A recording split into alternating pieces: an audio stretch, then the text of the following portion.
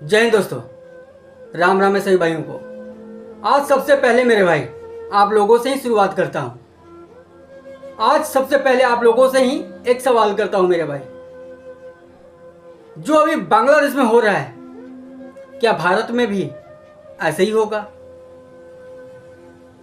क्या हमारे देश के प्रधानमंत्री को भी भारत छोड़कर भागना पड़ेगा, जैसे बांग्लादेश के प्रधानमंत्री शेख हसीना भारत आई हैं?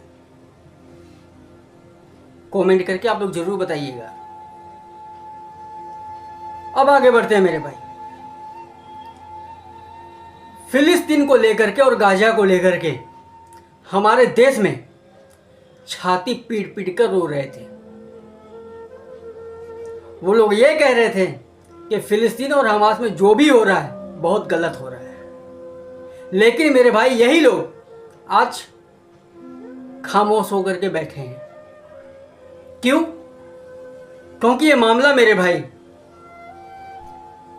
हिंदुओं पे आ चुका है। इसीलिए अगर एक खास समुदाय के लोगों के लिए होता तो हम बाहर की छोड़ो मेरे भाई, हमारे भारत के कुछ नेता लोग छाती पीट पीट कर रोते दिखाई देते हैं। लेकिन अभी कुछ ऐसा नहीं हो रहा मेरे भाई, और इस पे बोलने पे भी कतरा रहे हैं।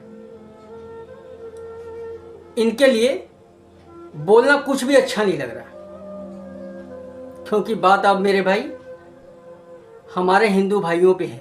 इसलिए अगर यही बात खास समुदाय के लोगों के लिए होता तो शायद ये लोग छाती पीट पीट कर रोते हुए दिखाई देते हैं। लेकिन यहाँ पे कुछ भी ऐसा नहीं है। बांग्लादेश में मेरे भाई कुछ कानून थे, कुछ नियम थे। आरक्षण को लेकर के वहां पे विरोध प्रदर्शन सरकार के खिलाफ चल रहा था। लेकिन मेरे भाई ये मामला बांग्लादेश के सुप्रीम कोर्ट ने भी इस मामले को खत्म कर दिया था, और वो भी तकरीबन 1.5 से 2 महीने पहले। लेकिन मेरे भाई इन लोगों की जो मानसिकता है, जो सोच है, और इन लोगों का जो मकसद था कुछ और ही था। अब आप लोग सोचो मेरे भाई कि जो मामला वहां की सुप्रीम कोर्ट ने खत्म कर दिया है,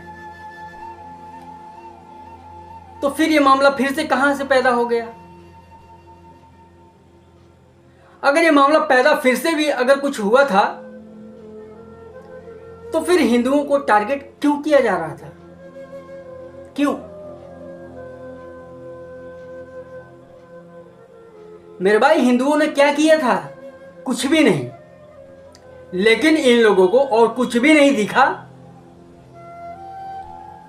हिंदुओं पे अत्याचार, मारना पीटना, हिंदू बहन बेटियों के साथ दुष्कर्म करना, गलत व्यवहार करना, उनके दुकानों को लूट लेना। क्या हो रहा था बांग्लादेश में? एक मेरे भाई कांग्रेस के नेता जब बोला भी तो बिल्कुल अलग ही बोला।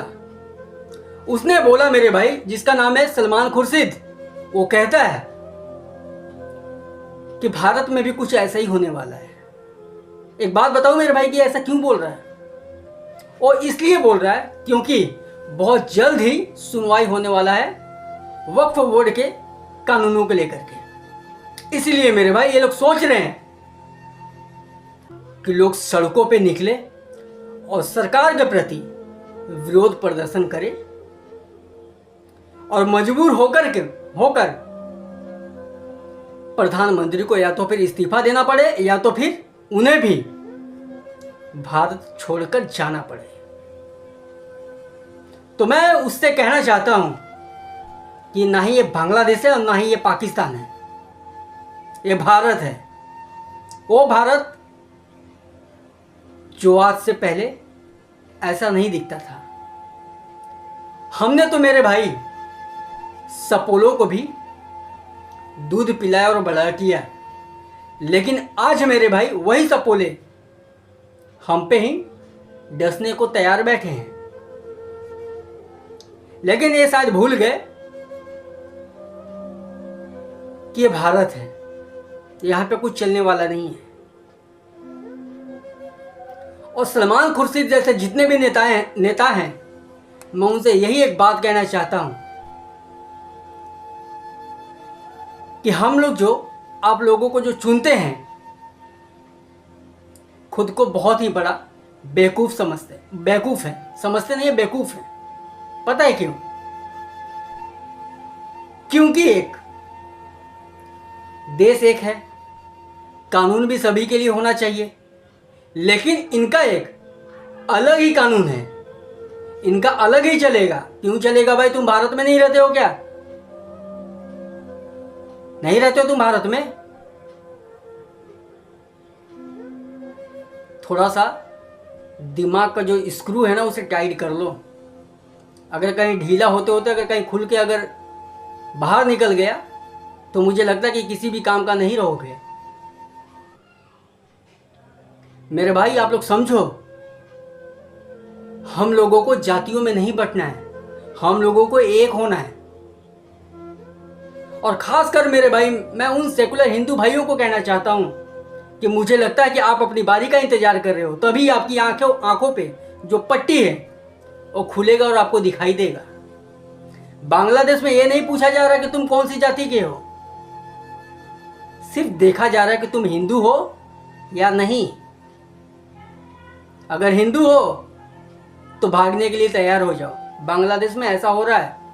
अगर आप चाहते हो कि आप और आपकी आने वाली पीढ़ी सुरक्षित खुद को महसूस करे भारत में, तो आप लोग जातिवाद छोड़कर एक साथ खड़े हो। एक साथ खड़े होने की जरूरत है। और नहीं तो मेरे भाई, हमारे भारत में बहुत सपोले हैं, न जाने कहाँ कहाँ डसेंगे, कुछ मालूम नहीं चलेगा। और भाईचारे की बात जो आप भूल ही जाओ, कोई भाईचारा नहीं होता। भाईचारा हमने मेरे भाई कश्मीर में देखा था, खत्म हो गया। पाकिस्तान में भी थे कुछ, अब वहां पे भी कुछ भी नहीं बचे। हम मेरे ख्याल से शायद 1% या उससे भी कम हिंदू रह गए हैं। बांग्लादेश में 23% थे, कितने रह गए अब वहां पे? मात्र 7 से 8%। सोचो, अफगानिस्तान 0, कहां चले गए भाई?